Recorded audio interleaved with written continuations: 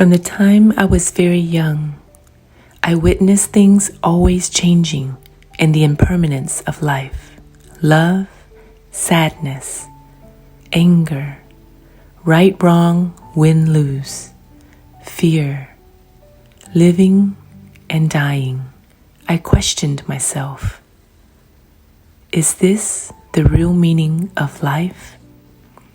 At that time, I knew deep inside that there is an awake home where there is no suffering, no birth, old age, illness, or death. A world completely liberated from the source of ego. But how to get there? I had a lot of restless questioning. So much restless questioning that if I could not find the answer to my questions, then living was like dying. Since then, I began to stand up and search for the answer. At age 18, I ordained and began my spiritual studies. Experienced so many challenges. Studied and practiced countless methods. Graduated with high honors, receiving a master's degree. But all became meaningless because I realized all the practice and knowledge could not lead me to wake up and liberate the ego system. By this time, both sides were very clear to me. Returning to awake home and liberating the source of ego system. But who can show me how? Only an awakened teacher. So at that moment in 2001, I vowed to stand up, determined to find the answer even if I had to lose my life. Deciding to let go and leaving everything behind.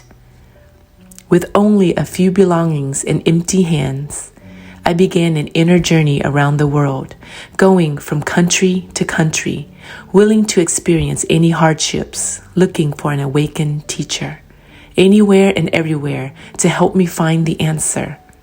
One day, I suddenly realized that I could not find the answer from the outside. It's then I decided to go to a meditation center, hoping to meet an awakened teacher that could help me return to the awake home through the application of meditation.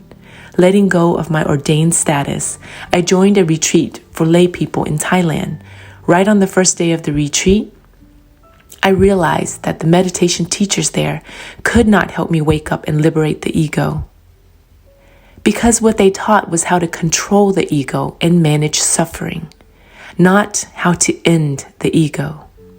Right there, I made a vow to look within, to sit in meditation and face myself until I returned to the wake home. Hundreds of inner thoughts arose in my mind, threatening, convincing, and even glorifying my ego, all to prevent me from waking up and liberating. Because of my highest level of trust and awake, and the innate and unwavering doubt of the ego system, I continue to face the source of all thoughts that causes suffering. On April 8th, 2001, hitting rock bottom of my inner search. Like an explosion, the source of suffering completely shattered, just like the arising bright sun. Awake appeared. The natural knowing that the source and the nature of ego is not real also appeared. I returned to awake home, a world that is open, fresh, clear, bright, pure, and all-knowing, where there is no birth, no death, no suffering, no ego. A world that sees everything as is.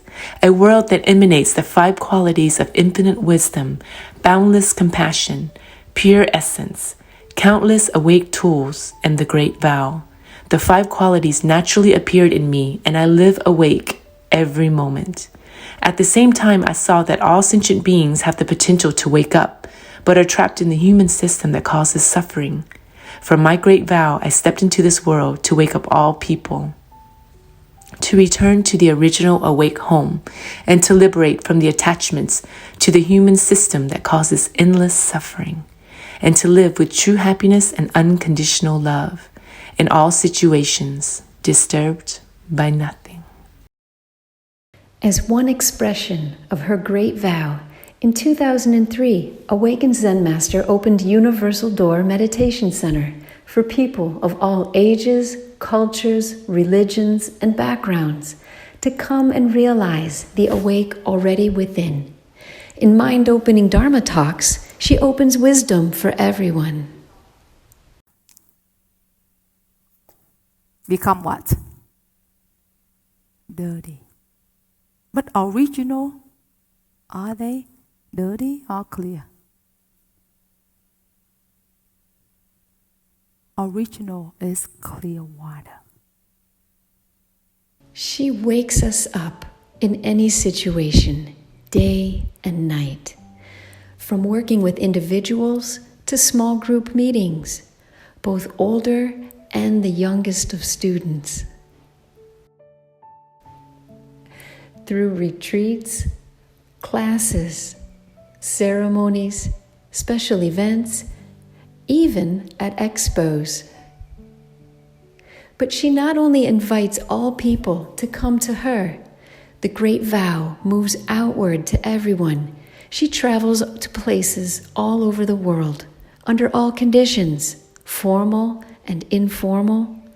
The great vow is alive every moment of every day, powerful and unlimited. She wakes people up even in the smallest everyday interactions, like when she's at the airport or hiking on a rural mountain trail, maybe walking along the beach, spontaneously meeting people in everyday life 24/7, like on a ferry, even at the highway rest area, at a welcome center, at a pizza restaurant, even Barnes & Noble's book signing when The Power of Awake was released in 2016. Anywhere and everywhere is her classroom. All people are her students.